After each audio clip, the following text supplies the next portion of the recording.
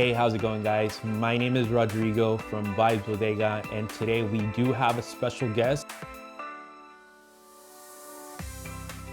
I will let her introduce herself. She is... Hi, my name is Jasmine, and I'm the business owner of Crackmunchies. So let's dive into getting to know a little bit better of Crackmunchies. How did Crackmunchies get started? It got started during COVID. There's a lot of people trying out candied fruit, mostly tanghulu.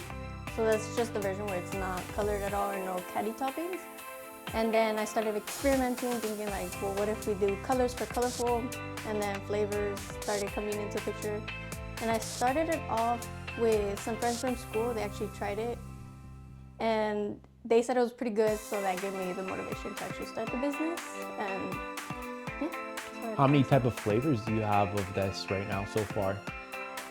Right now, I have a few, because I do sweet, sour, and spicy just to offer variety to people. Some of the options are Jolly Ranchers, Lemon Heads, Lemon Blue Raspberry, which is Lemon Heads and Jolly Ranchers. I do sour mix, like I make my own sour mix and people can choose their own flavors, like watermelon, and then kind of coat that with the sour mix, so like a watermelon sour patch thing. Some spicy, like, I think they're called lucachas, I think. Lucachas? Yeah, I Okay. do those too. So just a variety of candies that I offer. And then I know you said it started in COVID, but what came behind the inspiration to start something like this? I first just did it for fun, like just for myself and my siblings. And then somebody wanted to try it. Like I had said like I was doing it, so somebody wanted to try it, and I said like I'll let you guys try it just for the funsies of it, just because I know how to make it. And then they said that they really liked it, that they would buy it if I had it available. So it's like, great, I kind of mastered this, so I might as well make some money off of it. So it started as a hobby and it turned into a business. Yeah, I would still consider it more of a hobby, because I do enjoy doing it. I don't think of it more like work. But yeah. Do you do something else besides this? I have a 9 to 5. What was the first item you ever sold? They were 12-ounce grapes, like a 12-ounce cup of grapes, and then you could choose one candy coating and one color if you wanted to, and that was $10. Who was the first person that tried your product and what did they say? My girlfriend, and she said that they were really good, so she offered it to her friends, and they tried it out, I believe, same day, and they said that they would buy it if it was available for them. And then what was the moment when you realized, oh yeah, this could actually be something that can take off? That day, that they said that they wanted to buy it for their birthday coming up. So I said, I don't know, I don't have prices set yet. And they were like saying like, how much would you do for like a tray, for a party tray? And then that's where I kind of started thinking like, okay, well, why not just sell it to everybody instead of just one person just for like the birthday? And then how did you come up with the name Crackmunchies? That was a little bit of trial and error. Like I was thinking maybe crunchy munchies, but I ultimately landed on Crackmunchies because when you bite the fruit, it makes a cracking noise because it's hard candy on the outside. And then munchies, everybody wants something to eat sometimes. Everybody gets the munchies. Yeah. So I just wanted to include that it was like more of a snack somewhere in the name, so that's where the munchies came in. And then, like I said, I was testing it out with like crunchy munchies or like crunch munch, but nothing stuck until Crackmunchies. And then, do you have a logo for your Crackmunchies? I do. I designed it myself, so it's a little bit, questionable, but it'll do. Absolutely. And then, what does your brand represent to you? To me, like I said, it's more like a hobby to me, so it's just something that I do to get my mind off of other things and just kind of relax, therapy. It helps you relax, basically. Yeah. And then, how important is presentation in what you sell? Very important. I like to perfect every tray, like the way it's all standing on top of another grape, and I'll fix it, I'll tweak it even if it slides off. Put my glove back on, tweak it.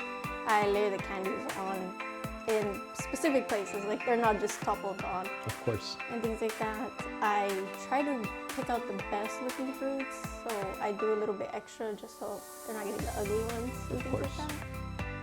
And then what makes Crackmunchies different from any other candied fruit?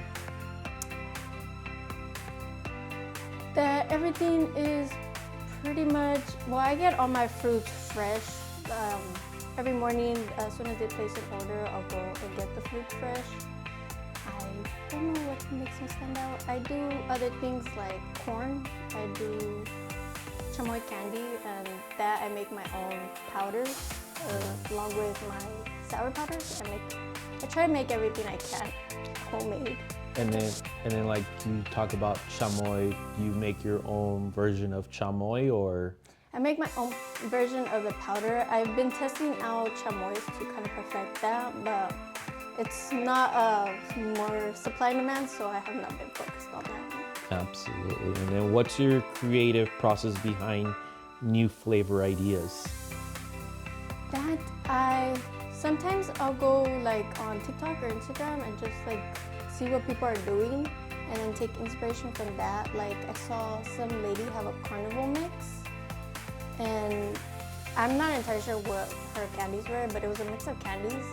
And so that's where I took inspiration and started mixing one, I don't know what it's called, but it has a mix of some Jolly Ranchers, Sweet Tarts, Lemonheads, pretty much anything I have that day.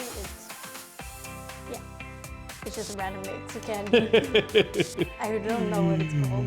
And then what is the hardest fruit to work with? Pineapple. Pineapple? You have to freeze the fruit, and if the fruit isn't like frozen, then the sugar is not gonna get on the fruit. And then sometimes if they're too frozen, people can't bite them, so it's like you have to get it right. Perfectly. Absolutely. And then what's the easiest fruit to work with? Grapes and strawberries. Yeah. Those you don't have to freeze them, so they can be room temperature or frozen, depending on what the customer likes. Mm-hmm. How long does it take to prep one full order batch? It takes an hour to prep it just so that it has time to freeze the fruits that need to freeze, and then 30 minutes to clean the fruits that don't need to freeze, and then an hour or so for the sugar to boil or just me prepping everything. What's one flavor or combination you thought that would flop, but customers actually ended up liking it? The party mix flavor, the one with all the random candies in it. Mm-hmm. I wasn't sure where that one was gonna go, but a lot of people that don't know what to get, they end up choosing that one. And then what makes them like that one out of all of them that you have?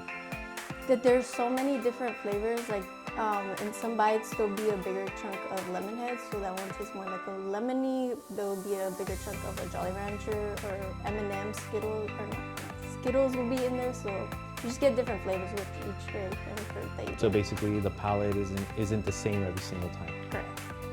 And then, what's your personal favorite item from your menu? I like to just snack on everything when there's just extras. They're all delicious. Yeah.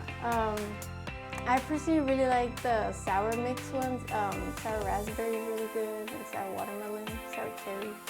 They're all just really good. All the sour ones. What's your top selling item right now? Right now, business is a little bit slow, but usually my medium trays are the top sellers just because it gives you 2 fruit options and 2 candy options. So if you want to try some pineapples and some grapes, you have the option to try some lemon blue raspberry pineapples and some Jolly Rancher grapes. You don't have to do 2 same candies or nothing.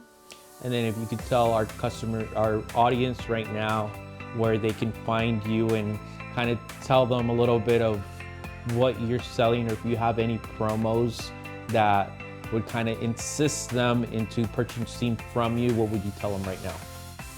You guys can find me on Instagram or Facebook at Crackmunchies. Just a little bit about the ordering process is everything is completely customizable down to the size of the tray that you want, the fruits, the colors, the toppings, the amount of toppings you want. So just look at the menu and then you guys can choose your fruits, candies, the amount of fruits and candies. It also shows you like size, small tray, 1 fruit, 1 candy if you need some help with that. As far as promos, I will be having some December promos. I did some last time, and that did also help with everybody in Christmas times right now. So I will have some up soon. I don't have them yet because they will come out in December. Absolutely. And then what's the biggest challenges you faced as a business owner? Getting exposure just because I'm not really out there. I did a pop-up once and that got me a little bit more exposure because some people that manage pop-ups reached out to me and started inviting me to some. And then that's where I started meeting other people who also do other like vending, selling, things like that. And I got some tips from them and stuff like that, but I would say just exposure and getting customers. And how do you handle mistakes or orders that don't come out how you would want them? Well, it depends, because sometimes my trays will melt, like candy will break down the fruit or stuff like the fruit will break down the candy, so it'll look ugly. And sometimes it'll be the customer said they wanted to pick up at 4, so I had the tray ready at 4, but then they ended up picking up at 4:30, and then the fruit melted a little bit. So I will tell them like, I'm sorry that this happened, and I will let them know ahead of time, like, you guys can come at whatever time, but like just letting you know, it might melt a little bit, and then I'll give them a little discount just because that is my fault. And then like issues like that, wouldn't it kind of stay in its shape if you put them in the freezer? Sometimes fruit like pineapple and kiwis, they start sweating, so they'll actually break down the fruit. Those are best to be eaten that same day. So people want like a large order, and make sure to tell them like, this is not gonna last for as long as other fruits. It's gonna break down pretty quickly. What's one big lesson you've learned throughout trial and error? I don't have to throw away my pots every time. It took me a while to just get the sugar off, and it would take me about an hour to clean the sugar. But now I learned it's not that hard. Just a little bit of water, boil it for a little bit, and then clean it out. But yeah. That's awesome. And then, has anyone ever doubted your business idea? No, I would say no, unless they told me to my face. Because my mom, she bought me a lot of the stuff to get me started. She drove me to my first pop-up, and she helped me set up. She walked around, and she was trying to like get customers to come out and try samples. But I did not ever feel like nobody supported me around me, so I was like, How do you balance quality with speed when orders start stacking up? I don't really sacrifice quality. I always, like I said, I always get my fruits fresh. I just kind of space them out as much as I can. I let them know it's gonna take about 2 hours because I need to prep them for 1 hour. And then usually if the sugar is gonna be the biggest problem in this. If that burns, I cannot freeze or like coat the fruit, so I have to restart, which takes another 30 minutes. So I'll let them know, like, do not come early, please, because anything can go wrong at any moment. Like, just let you guys know when it's ready, and then everything will be smooth sailing from there. Awesome. What's the funniest or craziest customer request you've ever gotten?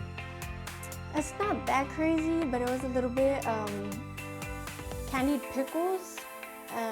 And then I do see that some people like candied pork ears. What are those? Like, it's pork ears, just candied. Oh, wow.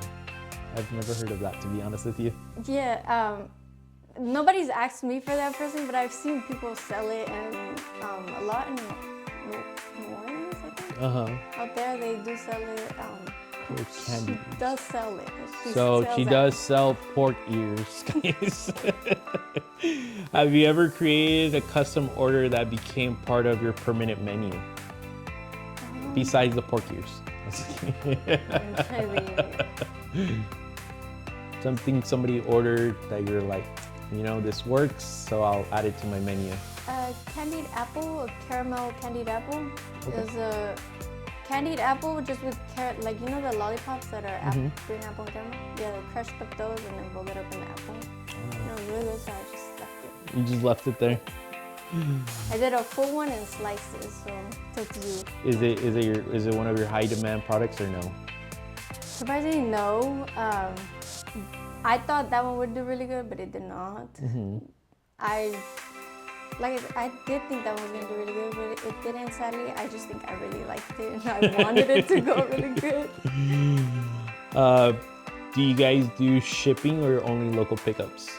Only local pickups and drop-offs. And what's the best feedback you've ever received from any of your customers? I get a lot of happy reviews. People saying that they really liked it, they like the presentation, that they want to order again.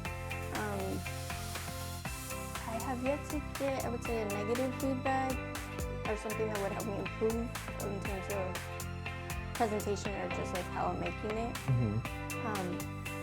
I've recently had this lady ask me to deliver to her in, I believe, Idaho. So she was here and she had tried it in the Bay Area, and she was really craving it because she's pregnant, I believe, and she wanted me to drive to Idaho. And that made me actually happy because I mean, like, she really liked the stuff, Of but course.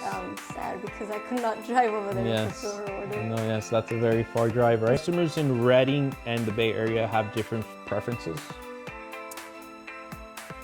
Yes, the Bay Area Redding likes more like sweets, like they focus more on the nerds and Jolly Ranchers, versus as here they would choose a variety of everything. So some people would have the sour, they would have the lemonades, they would have a variety of everything. Over there, I restock up on nerds pretty much because everyone wants nerds. Everyone wants nerds. How much has Instagram helped your business grow? It's helped me quite a little bit, a lot of it, because a lot of people are connected through Instagram. So when someone tries it out for the first time, they post it on their story, it opens me up to more people. So I say that has helped a lot. And then what type of content performs best for you? I usually just take pictures. I wanted to try recording and like doing a behind the scenes kind of thing to show people what goes into doing it, but I have yet to do that. I'm just a little bit nervous, I guess. Of course. But I do mostly just pictures on my Instagram. And then who does your social media, just you or do you have a team? Me. I handle the messages, the pictures, the messages, the orders, just everything. Okay. And then how do you decide what to post?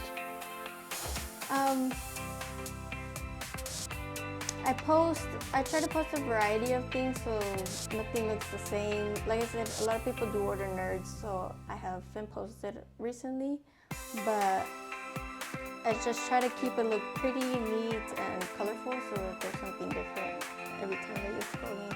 Of course. And then what's one tip you'd give someone trying to grow a small business on social media?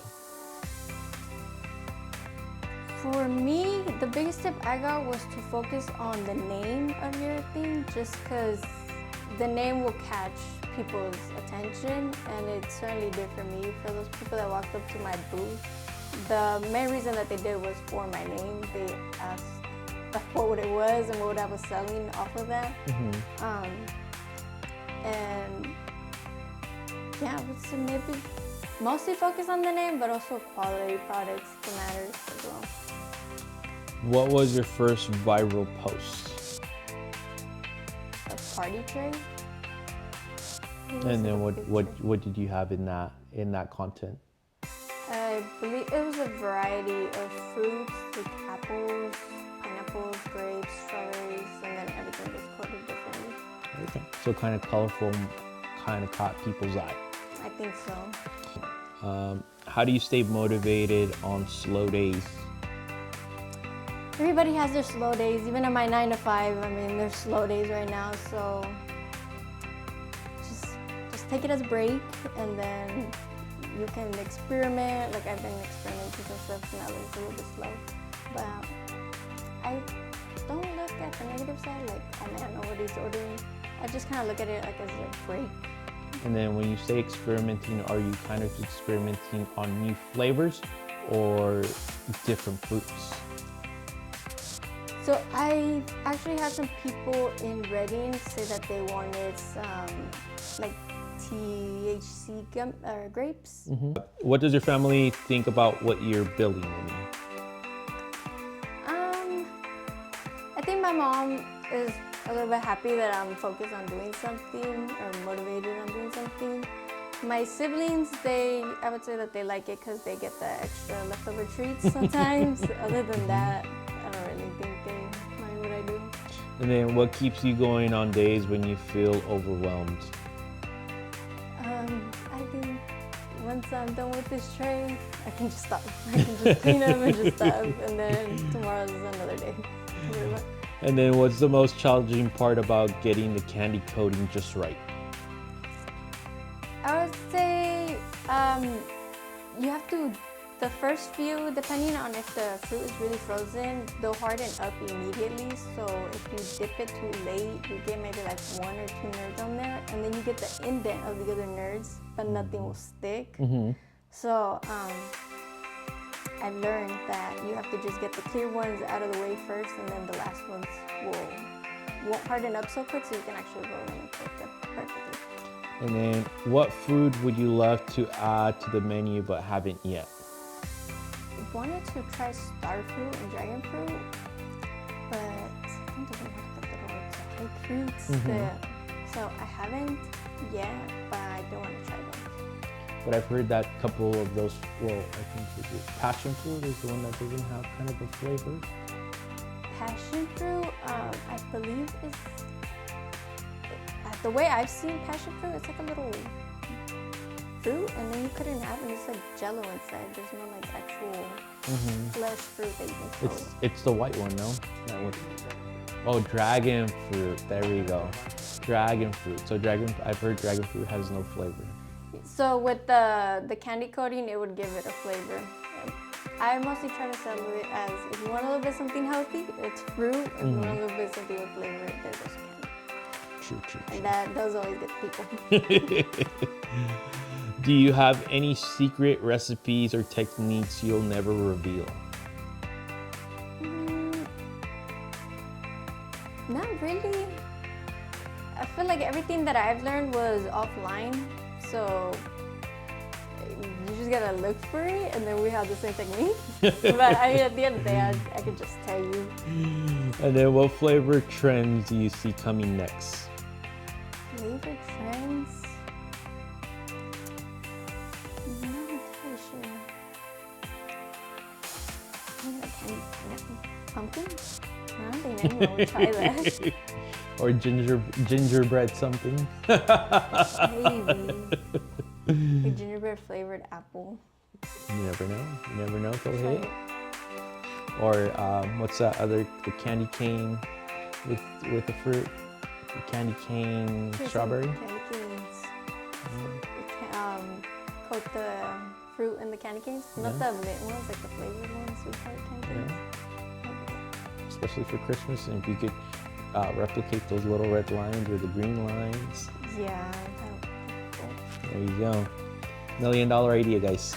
And then what's one thing people would be shocked to learn about making candied fruit? It's dangerous. It's dangerous? It's very dangerous. Explosion. Not so much that it explodes. When you dip it, you have to have the fruit on a toothpick. And if you dip too close or you're not paying attention, your finger hits you just a little bit, it burns. So is it kind of like when like the deep fryer where you put the fries, kind of something like that, that if the oil spills on you, it'll burn you? Yes, you get a blister every time. I've burned my nail and it has blistered. Ouch. I've burned my fingertips, it has blistered. I burned this part of my hand, it hurts. Have you ever made a flavor that was so bad you immediately threw it away? No. I think I maybe once did a flavor with cherry, but I added too much cherry, so I had to redo the whole batch because it just tastes nasty. Was it like you put cherry on cherry, or like too much cherry flavoring in this? okay. Flavoring. And So then, it tastes like medicine cherry, not good candy cherry. Well, you never know. Those kind of taste good too sometimes. It's just the back here. nasty. If you could collab with any food business in the world, who would it be? I would say maybe Nerds or Jolly Ranchers because I use their candies a lot. That'd be pretty awesome. Or maybe just any candy business. That would be really cool. So what was it? Nerds? Jolly Ranchers. Nerds and Jolly Ranchers, tap in, guys. We would want to collab with you guys. Well, she would want to collab with you guys. That'd be awesome. And then if Crackmunchies was a song, what genre would it be?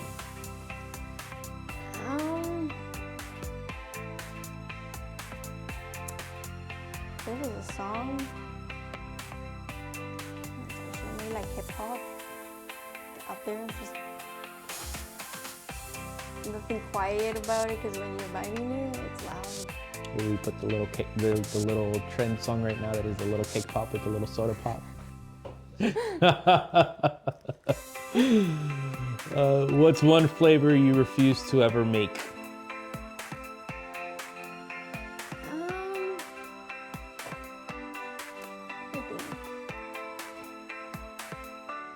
I haven't had any like weird requests, so nothing. Nothing? Nothing you can think about at the moment? What's a dream goal for Crackmunchies in the next 5 years? I want to set up a little shop where I could just sell my candies from there rather than have people pick up and drop off. I want like a little shop either like in a mall or something, or this is like this place says Got Milk, and it's a little shop, and they just have a counter and you can go in and get milk, but there's no seating or nothing. It's just small. I want something like that. But you know how you say that you can't leave them for too long or they start melting, Yes. and then you still have to have that 2-hour gap before you actually sell them. So How would that work then? I would make them freshly. I would want to be somewhere in like a plaza maybe, just so that you have things to do. Maybe you could place your order and then it could pick up in 30 minutes. Have the sugar going, just dip and top, and you're good. That's a good idea. You've thought it through. Yeah. What message do you want people to take away from your journey? Don't be scared to share your hobbies with other people, even if that's putting a little price on it. I mean, someone's gonna like it, someone's gonna buy it. So don't be scared to put yourself out there. And then is there anything else you want to tell the audience before we close this episode off? No, come try my candies. All right, guys, you've heard it here. Try to check them out. We will leave their name on their Instagram right here. And then thank you guys for joining us for another episode of the Vibes Blueprint. Thank you for coming by, checking us out. This once again, my name is Rodrigo with Vibes Bodega. And I'm Jasmine with Crackmunchies. Appreciate it, guys. Have a great day, and thank you very much.